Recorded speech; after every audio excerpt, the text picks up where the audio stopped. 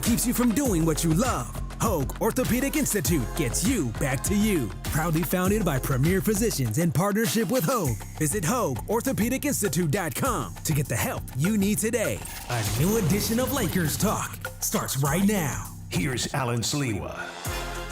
What is going on, Laker fans? Thank you very much for tuning in.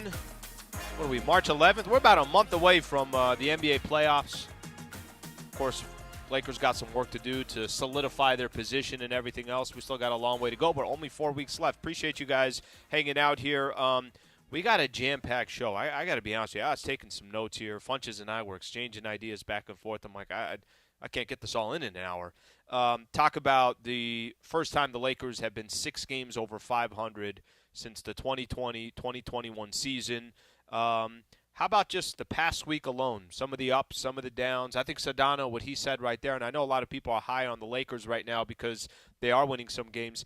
They're still all over the place in my opinion, but that doesn't mean that we can't feel optimistic about where they are. AD last night, incredible. Anthony Davis also turned 31 today. What do we think of AD in the future of Anthony Davis with the Los Angeles Lakers? He's in the heart of his prime right now, and this year has been – certainly his best year as a Los Angeles Laker and everything that he's done from that perspective. D'Lo balling out. The West is all over the place. I saw some great quotes from both Austin Reeves and Anthony Davis about what they think of the Western Conference and the NBA standings. So we're going to jam everything in. Om Youngmasuk, who covers the NBA for ESPN, is going to join us at 7:30. Let's start with this. I think the 6 games over 500 was – believe it or not, I'm not trying to be dramatic, and I'm also not trying to be I'm as best as I can possibly describe this team. 6 games over 500 really actually does feel like a big deal. 36-30, so they had a couple different times this year they had a chance to go 6 games over 500. One was after the in-season tournament. They beat the Indiana Pacers, but that doesn't count towards your regular season, so they were 14-9 before they started struggling after that. They had a couple opportunities over the last week or so to get 6 games over 500. That didn't happen. But with a win last night against the Minnesota Timberwolves, the Lakers now 6 games over 500. And I know it's not always perfect. Some games that I don't expect them to win, they end up winning. Some games I think is going to be a blowout and it's not even going to be close. They struggle. I'm still trying to kind of wrap my head around the Lakers, but I think the thing to pay most attention to is they're 11-5 since February 1st. They're in the mix with some of these teams in front of them, and I'm talking about the Phoenix Suns, the Dallas Mavericks, the Sacramento Kings. Go take a look at the Golden State Warriors. By the way, I didn't get much help today. I was kind of keeping an eye out on some of the scores around the NBA. And a few of these games just came to a final, or it just looks like it's going to be a final. So Dallas is up 123-88 on Chicago. So Chicago's already helped the Lakers enough this last week or so. Who they beat? Chicago already took care of Sacramento and the Warriors for the Lakers earlier this week, but it ain't happening against Dallas. Dallas about to wrap that one up. Warriors are also up on the Spurs. So, but the point is that the Lakers are still in the mix. They're still in the mix with all these other teams. And it's not like they're completely shut out. It's not like it's over. And that's only because they've been 11-5 since February 1st. Do you know which game was February 1st? I think it's easy to obviously forget because you got 82 games grind of a season. But where the Lakers actually started turning things around came at the most awkward time of the year. It's when they lost on the road to Houston, and then they lost on the road to the Atlanta Hawks, and then there was a lot of questions about, man, does Darvin Ham still have this locker room? And then the Lakers make an announcement that LeBron and Anthony Davis are both not going to play in Boston against arguably the best team in the NBA, certainly in the Eastern Conference. And that's where it turned around. It turned around in Boston. If you guys remember, they followed that up with a win at New York. Here are some of the teams that they've beat since February 1st. So something just to keep in mind. I know it doesn't tell the entire story, but I do feel like it tells part of a story. Here are some of the teams that the Lakers have W's against since February 1st. Boston, New York, New Orleans, Clippers, OKC, Milwaukee, and Minnesota. I'm very, very well aware that you can look into more of the details here, and you could say, Al, Minnesota didn't have Karl Anthony Towns and Gobert. you're not wrong there. You're 100% wrong. You're 100% not wrong. But Lakers also didn't have LeBron against Milwaukee, and they got that W. Not all these wins are perfect, and they're not supposed to be. In a grind of 82 games, I don't think it's always going to be perfect, and it hasn't been for the Lakers. But they still have got to a point of the season where, like I said, there's a month left in the regular season. I think their final regular season game, I want to double check this year, it's April 14th. So we're just under or just over a month left in the regular season. I think all you could ask for when they've been hovering around 500 pretty much all season long, when there have been a lot of questions about the team, there's been a lot of, Anthony Davis playing a lot of games, so is LeBron and Austin Reeves and D'Angelo Russell, and they're still struggling. I think to just kind of sit here and to say, all right, you got about 30 days left. Let's see what the Lakers can come up with. Some teams are going to lose. Some teams are going to struggle. I think if you look at the rest of the Lakers' schedule as well, it's getting a little bit easier. And they've had some breaks along the way. They're going to face the Sacramento Kings on Wednesday. That's going to be a tough game. But now all of a sudden that game against the Golden State Warriors, I know Steph Curry's getting reevaluated tomorrow. Steph may not be playing in that game. So at least from my perspective, the things that I've paid most attention to is, can they just put themselves back in the mix? And if you'd asked me a week ago where I thought the Lakers were going to be, I'd have told you that I think they're going to be in the number 10 spot, and that's just where I felt they would eventually end up. But with some of the different circumstances that happened, a couple of W's, kind of getting rid of some of those games that you felt like were going to be headaches or issues, and then the Steph Curry news is obviously the big news, so we'll find out what happens tomorrow. They now got a chance to kind of fall out of that mix. The past week alone, Lakers beat Oklahoma City. The loss to the Sacramento Kings was one of the most frustrating and worst losses that I've watched all season. Then they come back and they, behind D'Angelo Russell, beat the Milwaukee Bucks, and he drops 44 points, and Lakers find a way to walk away with a 1-point win. And then yesterday, number 3 team in the Western Conference, Minnesota, but they didn't have Cat, they didn't have Rudy Gobert. Lakers were supposed to win that game. So AD turns 31 years old today. By the way, if you want to be a part of the show, 877-710-ESPN. I'm going to try to take some calls. We're also live right now on YouTube, so I'll try to read off some of those comments as well. You can watch the show. You could listen to the show. Whatever you prefer, we got you covered on both sides of it. Anthony Davis turns 31 today. I was looking at some of his stats when Travis and I were doing our show this morning. What's crazy about Anthony Davis, and I know we're going to look at how insane yesterday's game was, and it was. He had 27 points, 25 rebounds, 5 assists, 7 steals, and 3 blocks. That's insane. It's actually insane enough that it's never been done in NBA history. First player since steals has been tracked in 1973-1974 season with 25 points and 6+ steals in one game.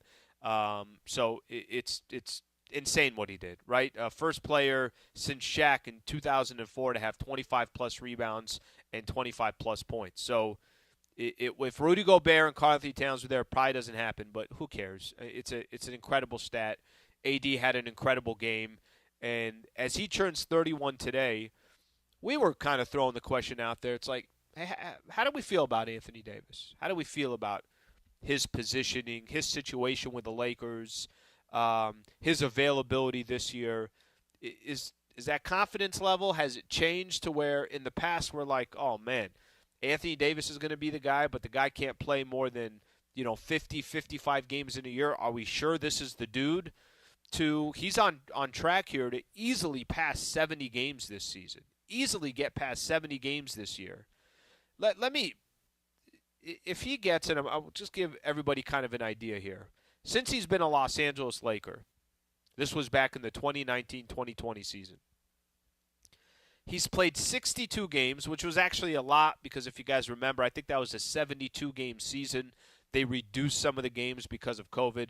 Maybe it wasn't 72, but it was around that mark. But showing 62 in his first year, 36 in his second year. That was at a 72. It was a quick turnaround, so they reduced the amount of regular season games.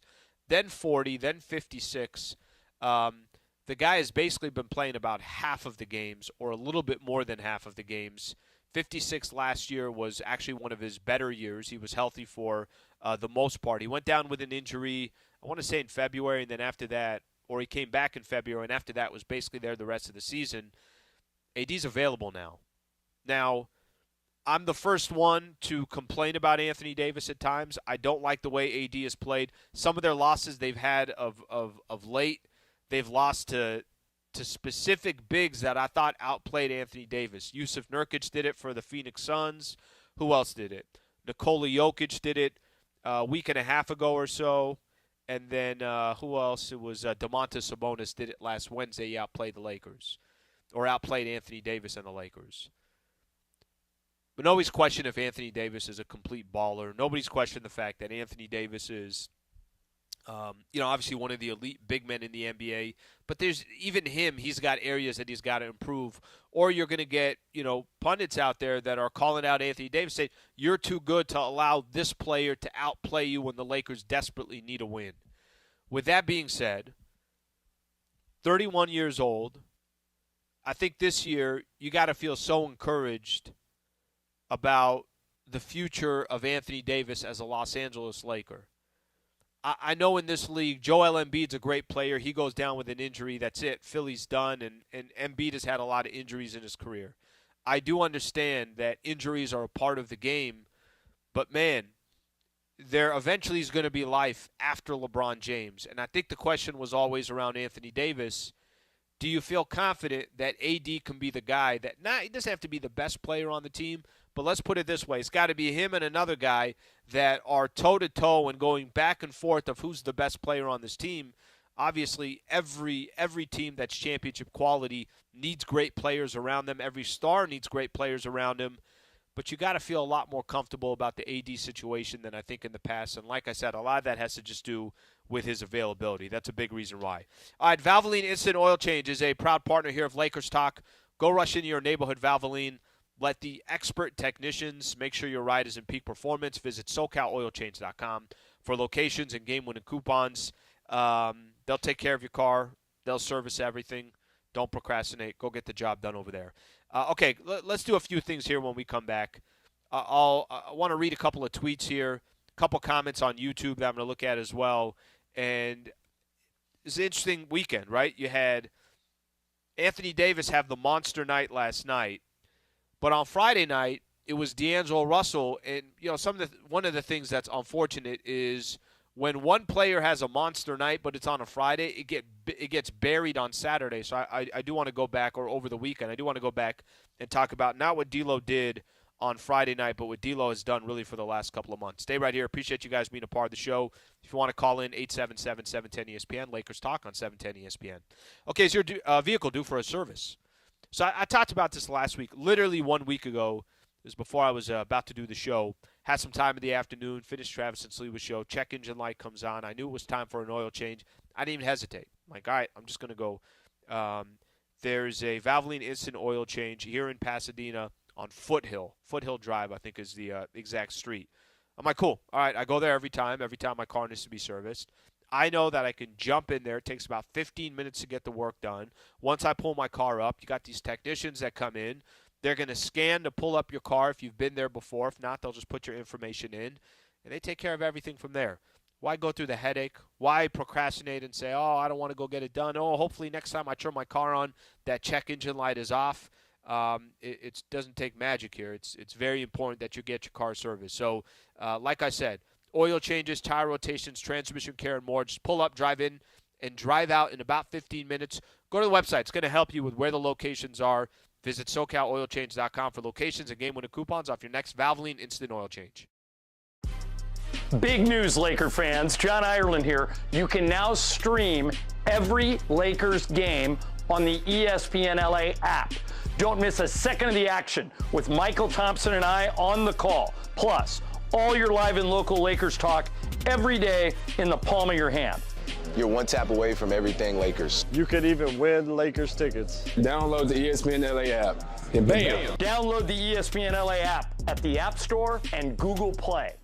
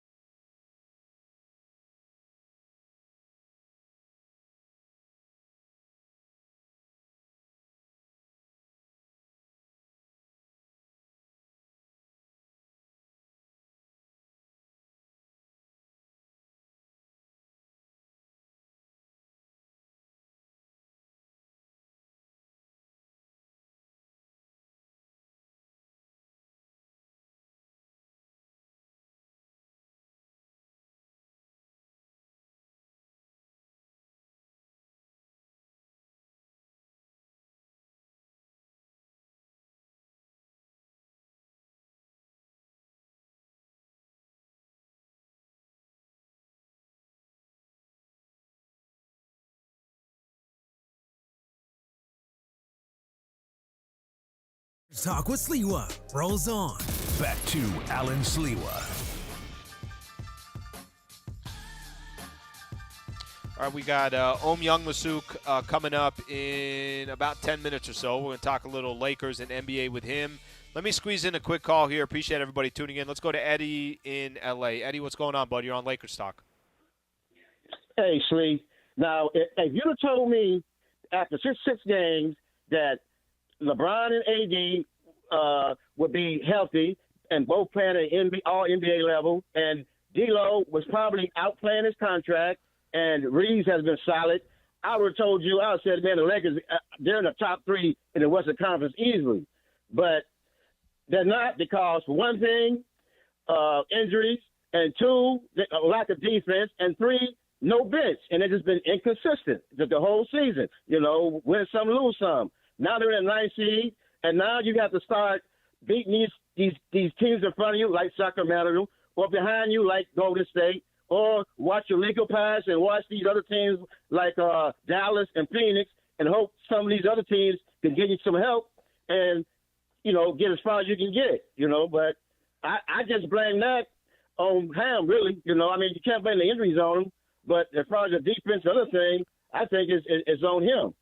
Eddie, I appreciate you calling it. Okay, a couple things here. There's a lot of reasons why they're, you know, like you said, they're in 9th place. And the worst position you want to be in, I've heard Darvin Ham talk about it a lot, the worst position you want to be in is where you need help. You need some help from other teams. Well, today, Lakers didn't get help. And, again, this is not the spot that you want to be in. Phoenix went to Cleveland and got a W. That's big for them. They stay now 3 games over the Lakers in the loss column. Dallas went to Chicago, blew them out, 35, something along those lines. They won by, and a 2-game cushion in the loss column, plus the tiebreaker, and then the Warriors got a win tonight as well. So Warriors still behind the Lakers in the standings, but they inch a little bit closer. I think what you said about the Lakers bench, I don't disagree there. Lakers got no bench. They're literally, the bench does not exist. I was a big fan of Spencer Dinwiddie coming to the Lakers, but the reality is he has not been that good for the Lakers so far. Did have a big block, which I'm going to get into in a second, when the Lakers beat the Bucks. But the last thing that you want to do is kind of depend on other teams. At least I will kind of I'll give the Lakers the benefit of the doubt on this. They put themselves back in the mix, and part of that is because of games like Friday night. So I want to go back a couple nights ago. I just gave AD a lot of credit for what he was able to do yesterday. I have talked about in the past, I know I've mentioned this, I guess you could just look at it.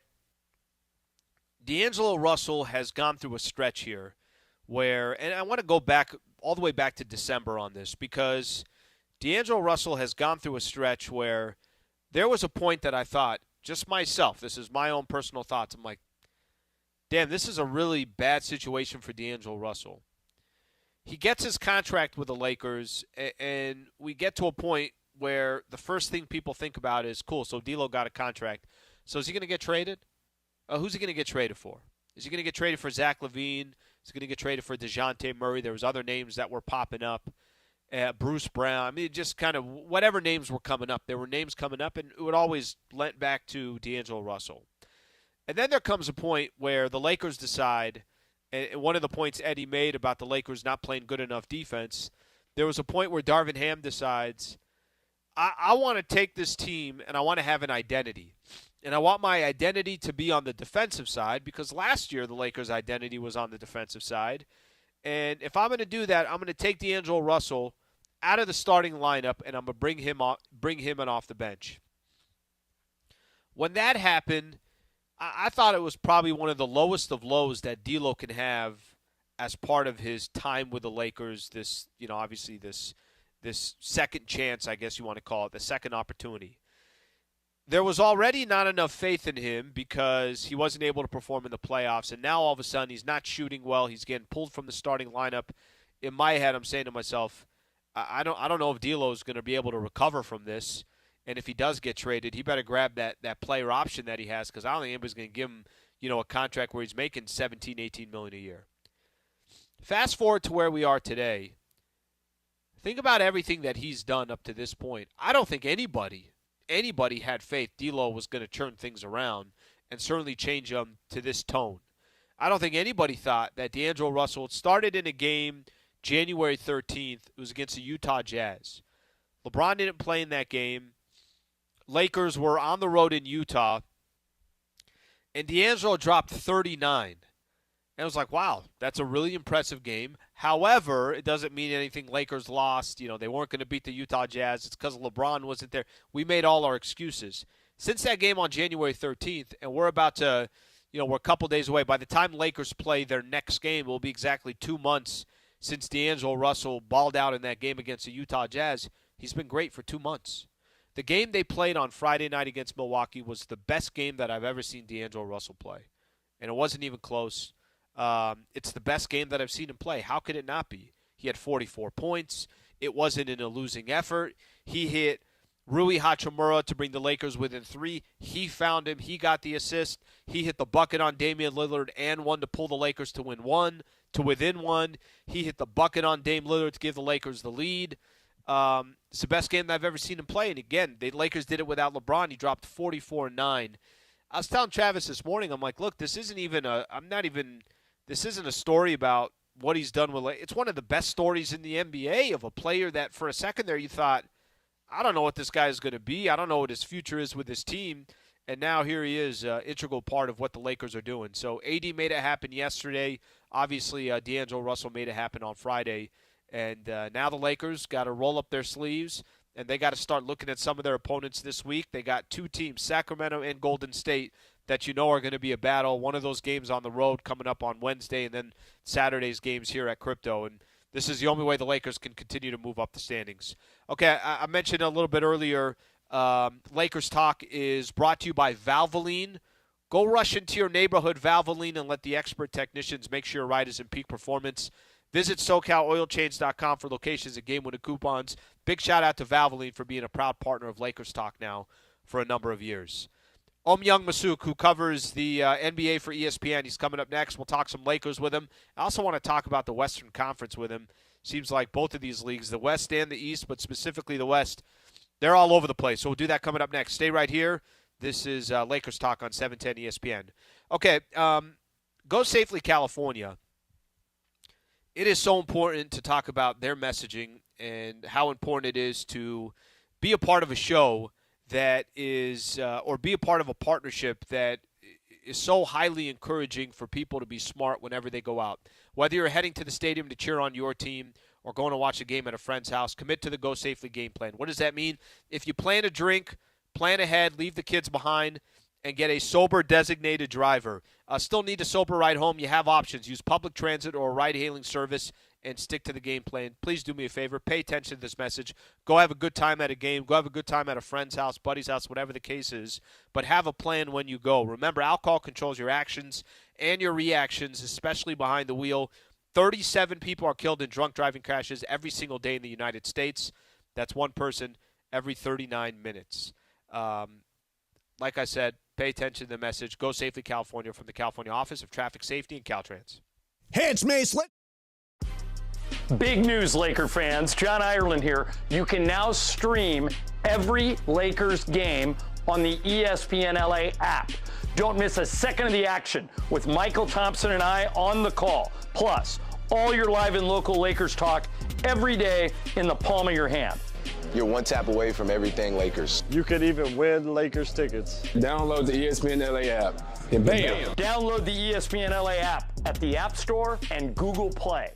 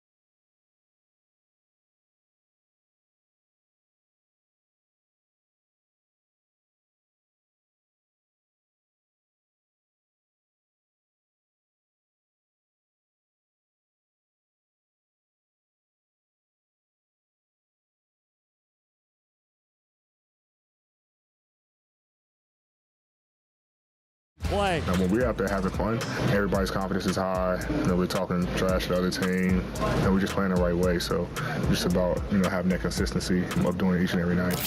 Lakers Talk is presented by Hoag Orthopedic Institute. When pain keeps you from doing what you love, Hoag Orthopedic Institute gets you back to you. Proudly founded by premier physicians in partnership with Hoag. Visit HoagOrthopedicInstitute.com to get the help you need today.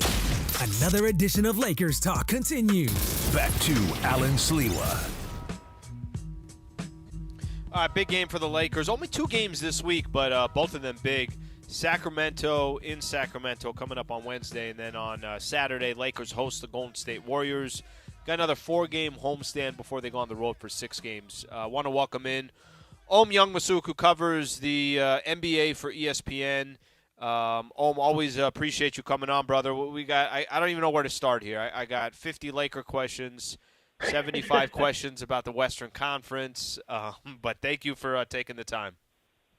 Thanks for having me, man. Always excited to talk about LA basketball as much as I can. Okay, let's do this. Let's start with the Lake Show, of course. What does this mean to you? They are 11-5 since February 1st, and some of those wins are, against teams that can clearly represent the East and the West, or just be in the mix. And not all win is created equal. The win against Minnesota yesterday, no Karl Anthony Towns, no Rudy Gobert. But the win against Milwaukee comes without LeBron, and this team, I think it's safe to say, is a little bit all over the place. But what do you make of this stretch since February 1st for the Lakers? Yeah, I think they won 12 of the last 17 games. Does that sound right? Wins, they have impressive wins at Boston. I think they beat the Clippers. Their only losses, they've lost twice to Denver, which, everybody loses to Denver. Denver's defending champs. And, to go ahead and beat Oklahoma City, to beat Milwaukee and beat Minnesota, yes, did they catch a little break with no Karl Anthony Towns? Absolutely. But these are games that, they're putting themselves in position now in a stacked and highly competitive Western Conference that, I started entertaining the possibility, maybe I shouldn't speak this into existence, but could we potentially get the Lakers to 6, maybe? And what if the Clippers get to 3? Could we see little Clippers-Lakers, in the playoffs? That would be amazing. But I think for the Lakers, these wins, you got to stack them up, because if you look at their schedule coming up, it's going to get brutal. They have that 6-game road swing where they head out toward, I guess it's a mixture of East Coast and other cities. But really, they finished their season, I believe it's like 8 of 11 games. 8 of their last 11 games are on the road. Yeah, you're right. You have to stack these games up now. You have to win these games. So I think that's what they're doing. The road trip games, obviously, in that previous road trip when they were at Boston, that game, you probably didn't expect them to win going in. They won it. They won at New York. And, of course, Charlotte, you have to handle your business. And so I think what they've been doing is they've been stacking up these wins now. And now you look at Sacramento is a pretty pivotal game, very tough place to play at. But then they get Golden State at home. They got to win that game. They got to win Atlanta. They got to win Philadelphia with no Embiid. And then I think Indiana comes in and, obviously that's a West Coast trip for Indiana, so it's a tough trip. You got to take advantage of that. And then you hit the road. So, you got to stack up all these wins before you hit the road, because it's only going to get a lot more competitive as we get down the end of the race here in the Western Conference. If you look at the Clippers side of things, the Clippers have a brutal schedule. They play 17 games in 31 days this month, and then their April is jam-packed. They got a bunch of 5 games in 7 nights. They got a bunch of back-to-backs. So who knows? Even the Clippers could slip in these standings. Phoenix is always one injury away from maybe slipping down the standings as well, because they've been dealing with a lot of injuries. So, I think for the Lakers, you just keep racking up the wins, and you got to keep playing better and better. That's the whole thing, and I think LeBron would tell you that. You want to play your best basketball heading into the playoffs. How do you think the rest of the league feels about the Lakers, and specifically the Western Conference? Because I'm going to read you a quote here, and I think I've heard LeBron say something similar to this, and AD said, "We can line up against anyone and lose. We can line up against anyone and win. And that's kind of been the Lakers. And how do you feel with some of your interactions with other players or executives? Do you feel like there's a lot of teams that look at the Lakers and, all right, I have enough familiarity with what certain players on this franchise have done before. I have enough familiarity to know that that's LeBron, that's Anthony Davis. But at the same time, they're also a team that at times seem very vulnerable. Mm-hmm. I don't think, in a 7-game series, you probably look at it like, okay, LeBron's older, right? LeBron is still playing great, but he's older. And Anthony Davis, well, if he's playing at 27 points and 25 rebound level and 7 steals, you don't want to face that Anthony Davis. And so I come on the show and I talk with you a lot of times, and I always say, to me, you know what you're getting with LeBron, even at this age. The key is Anthony Davis. If Anthony Davis plays at a top 5 level, and I'm not saying he's going to be able to produce 27 and 25 every night, but certainly he can be better than 14 and 11. And I think, if you get that Anthony Davis that's at probably 30 points and 15 rebounds, that's a problem for teams in the playoffs. And he's a tough matchup for them. And then you have D'Angelo Russell, who's playing terrific. Now, here's the thing. As good as D'Angelo Russell's been this month to me, he's got to prove it in the playoffs. Because what I remember the most is him kind of disappearing against the Denver Nuggets. And so I need to see D'Angelo Russell do that. Could they build his confidence up heading into the postseason where he can? Yes, if he can continue playing this way. Another thing I'd also like to see is maybe D'Angelo Russell have the ball in his hands and play make a little bit more so that he can do it in the playoffs. Because you can't keep the ball in LeBron's hands all the time. Teams will start to try to take that away from him. You're going to need another playmaker, whether it be Austin Reeves or D'Angelo Russell. And so what D'Angelo Russell is doing now is great, and hopefully that builds his confidence going into the playoffs. He can be that other factor. There needs to be one other player outside of those two big guys to really help them, whether it be Austin Reeves or D'Angelo Russell in the playoffs, because teams are going to try and take away the other guys. I mean, eventually Anthony Davis is going to have to deal with the Nikola Jokic, and so his hands will be full. And then LeBron is going to try to do everything that he can, but he's going to need some help too. But to go back to the very first point, if Anthony Davis plays like a dominant top 3, top 5 guy, I don't want to face them in the playoffs. And, I mean, I've always said this with the Denver Nuggets. Like, how do you stop Jokic, right? Everybody thinks about, do you double team him or do you play him single up? The best way to stop Nikola Jokic, in my mind, is to get him in foul trouble. And there's only a few handful of players that can get Nikola Jokic in foul trouble. Anthony Davis is one of them. Om Youngmasuk, who covers the NBA for ESPN, taking some time to join us here on Lakers Talk. You mentioned D'Angelo Russell there, and it's interesting that you put it that way because D'Lo has been – I kind of went through where he was back in December, and all of a sudden now he's coming off the bench for the Lakers and all the trade rumors, and every time a trade is mentioned, it's like, yeah, throw D'Lo in the deal. For him, for really the last couple of months to kind of change things around the way he has, and I get the hesitation about the playoffs. I don't blame you at all, but I didn't think that he had this in his game. He's had a handful of games now for the Lakers where he's led them in scoring. He's had a handful of games where he's led them in assists.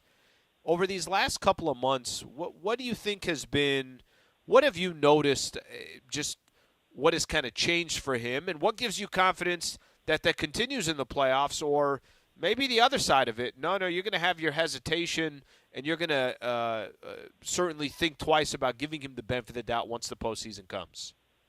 I mean, look, I get it. His tear kind of started before the trade deadline. But really for a lot of players, you start to see guys play a little bit better right after the trade deadline just because – you always have to factor in, and I think fans sometimes forget about this, and even sometimes reporters, that when you're approaching the trade deadline, that is an anxiety-filled time for a lot of players, especially when you're playing on a LeBron James team. Look at just the Laker rosters we've seen since LeBron has been a Laker and what those role players have gone through. I mean, I'll never forget seeing that Lonzo Ball, Josh Hart, Brandon Ingram, Kyle Kuzma, Alex Caruso group around LeBron James and, hearing that chant of LeBron's going to trade you in Indiana.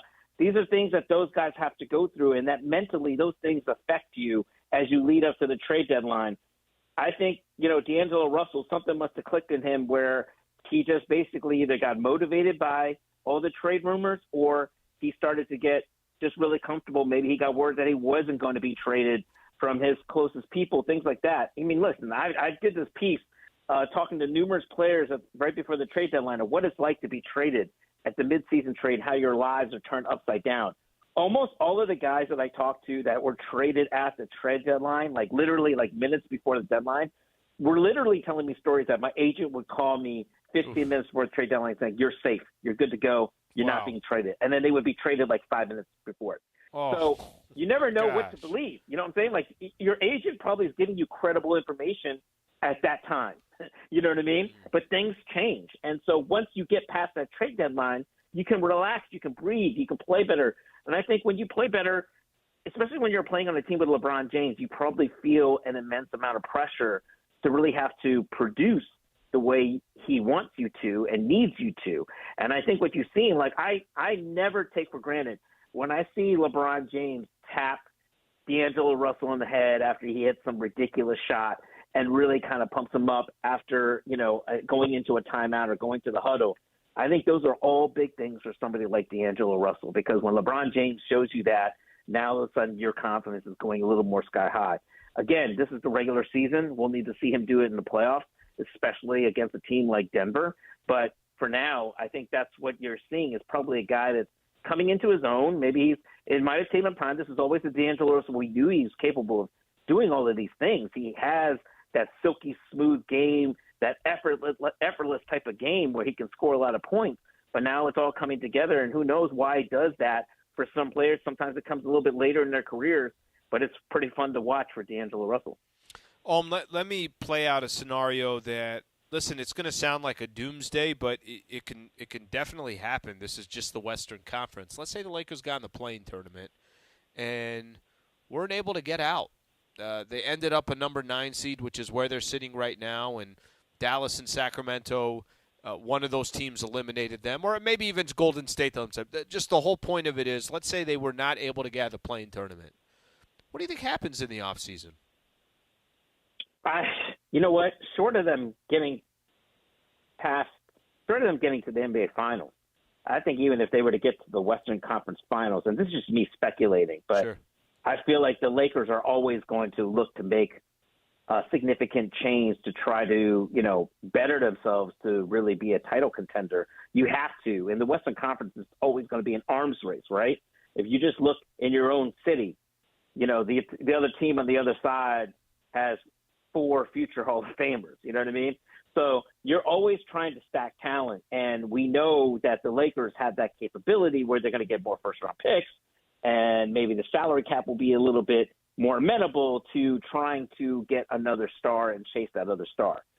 So if they lose, like in the play-in, obviously that's just going to basically put more pressure on them to go get this other star and get more help for LeBron, because when you have a player like LeBron and you have a window that is closing, probably many thought would have closed earlier than this, but it's still open. You have to do everything you can to stack the team around him and Anthony Davis for as long as you can to keep this window going. So I think even if they make it and lose second round, or even if they make it to the Western Conference Finals, because ultimately they still want to win a championship. So if you make it to the Western Conference Finals and lose, and let's say you get swept again, you still are going to want to make a significant change. So I don't think it matters to me if they get bounced in the play-in. I mean, obviously it would still be a disappointment, right? It'll be a disappointment if they lose in the play-in, but it'll still be a disappointment if they lose if they lose in the Western Conference Finals, because even though many would be like, oh, that was a successful season, it was last year, right, for them to make it to the Western Conference Sure. Finals, but ultimately LeBron James is only around to do one thing, to win another championship. Just looking at the rest of the Western Conference, just a couple quick questions there, and we'll let you go. We all kind of just assume that the Denver Nuggets are the best team in the West. We have reason to assume that could very well be the best team in the NBA. Somebody might say Boston Nuggets. Okay, we'll leave that alone.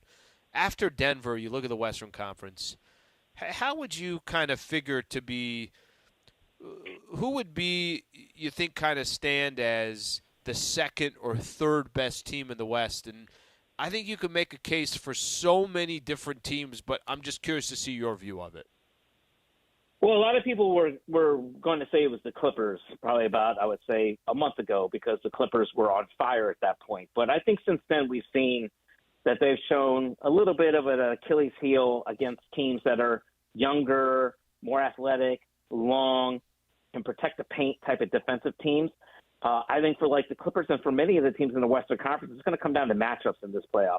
Like the Clippers don't match up particularly well with certain teams. Like if they were to face New Orleans in the first round, like in a 4 or 5 matchup, New Orleans gives them trouble. Like that's a team that would be a difficult series for the Clippers. Minnesota now with Karl Anthony Towns, we don't know when he's coming back. That is a big uncertainty for them. I mean, Anthony Edwards is a handful. Rudy Gobert does what he does great, and then they have a bunch of defenders, and they're going to be a tough out, but they're not as tough now without Karl Anthony Towns. Oklahoma City, to me, is a very good team. I mean, Shai Gilgeous-Alexander, MVP candidate, but the one thing that you would say about that team, which I think other teams might welcome if they face them, certainly a team like the Lakers or the Clippers would say, we have more experience in that team. And we can take advantage of those younger kids because they've never been to this point before. And that's something that we have the edge over. All veteran teams feel that. Like the Clippers are like, we haven't been playing our best basketball, but you know what? All we need to do is play great the week or two heading into the playoffs. And we like our chances against anybody because we have guys who know what it takes to win, and we have veteran leadership. So that's what I think they'll all feel that edge over Oklahoma City. But Oklahoma City is very good. To answer your question after Denver, I would probably say, as of right now, probably the second best team is Oklahoma City, but there's a big question mark surrounding them with that. That's what's going to make the playoffs so fascinating and interesting, and we're about a month away from getting through this regular season. So, thank you very much for the time, buddy. I appreciate your insight. All right, thanks for having me. All right, that is Young-Masuk, who covers the NBA for ESPN. We come back, got some final thoughts. I do want to play a clip here from Shams Charania has given an update on Gabe Vincent. We'll do that coming up next. Stay right here. This is Lakers Talk on 710 ESPN. At Roger Dunn. Big news, Laker fans. John Ireland here. You can now stream every Lakers game on the ESPN LA app. Don't miss a second of the action with Michael Thompson and I on the call. Plus, all your live and local Lakers talk every day in the palm of your hand. You're one tap away from everything Lakers. You could even win Lakers tickets. Download the ESPN LA app. And bam! Download the ESPN LA app at the App Store and Google Play.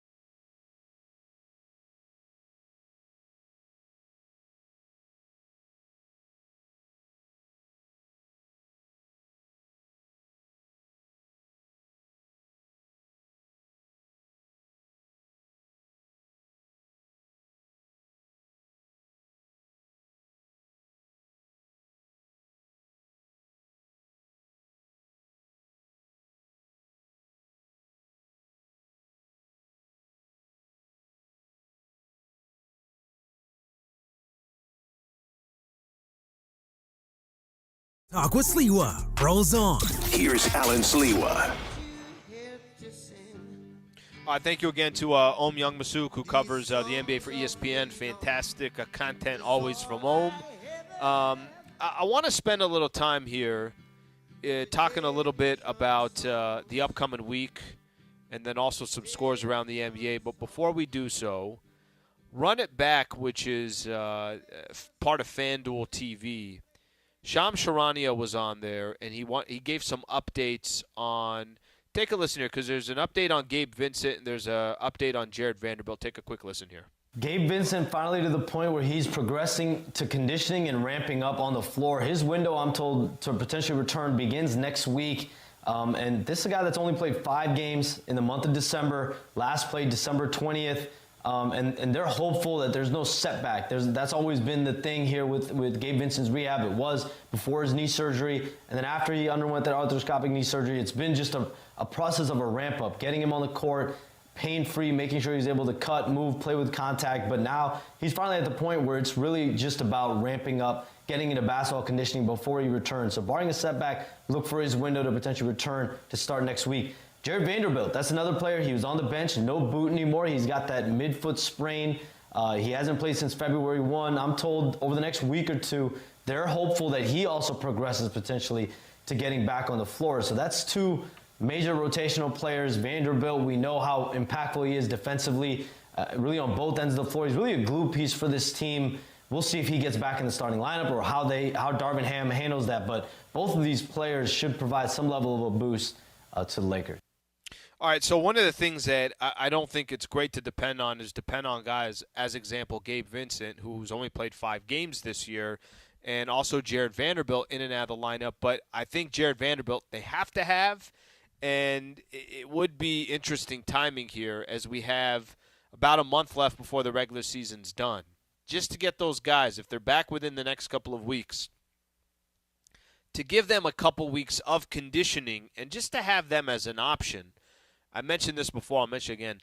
Lakers don't have a bench, so the fact that you could potentially get some depth, it's not the perfect timing, but just to have potential, hey, maybe we could use this guy, or maybe if the Lakers are able to get into the playoffs and as they progress, those guys get further and further along and are more and more comfortable. I'd rather have them than not have them, but I also don't think it's obviously fair to depend on those 2 players just because of the injuries that they've had all year. Okay, what do the Lakers got the rest of the week? So this one's only 2 games, so I mentioned you got a chance tomorrow or on Wednesday taking on the Kings. Can they make that game a little personal? Why do I feel like every time the Sacramento Kings play the Lakers, it's personal to them? And I feel like the Lakers need one of those personal matchups against the Kings. It's in Sacramento. The place is going to be rocking. Their fans going to be excited. They're very average over their last 10 games or so are the Kings, but they seem to always get up for the Lakers. Can AD try to return the favor on Domantas Sabonis? Can we get a little bit of that? If not, that means the Kings sweep the Lakers. They'd go 4-0 against the Lakers this season. That would obviously clearly be frustrating. Couple games to just keep in mind for tomorrow. Tonight didn't go the Lakers' way. Kings play the Bucks tomorrow. So Kings are going to be on a second of a back-to-back by the time they play the Lakers on Wednesday. So something else to keep in mind there. All right, that's all we got. Appreciate you guys being a part of the show. A quick shout-out here. Thank you to Michael Funches, Mario Ruiz, DeAndre Hawkins, and Graham Metzger. Appreciate everybody hanging out with us. LA, as always, have a great rest of your night. It was 2003, October 29th to be exact.